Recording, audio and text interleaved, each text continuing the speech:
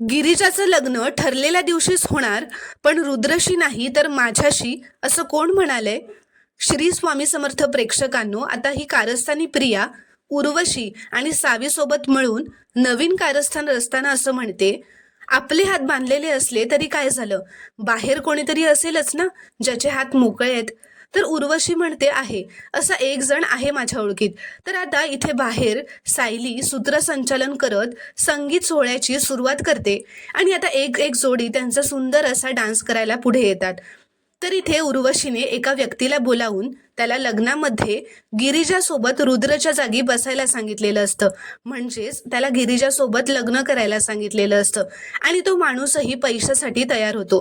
तो माणूस असं म्हणतो, गिरिजा, आता तुझं लग्न ठरलेल्या दिवशीच होणार, पण रुद्रशी नाही तर माझ्याशी.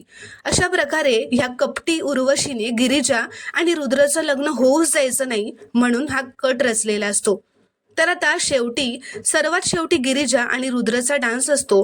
डान्स चालू असतानाच गिरिजाला तिच्या आईची छकुली छकुली अशी हाक ऐकू येते आणि ती ऐकूनच तिचं डोकं भांबावून जातं आणि डान्स करता करताच गिरिजा खाली पडते. रुद्र तिला पटकन सावरतो. पण आता पुढील भागात रुद्र आणि गिरिजाचं लग्न होणार की नाही हे पाहणं खूपच रोमांचक ठरणार आहे.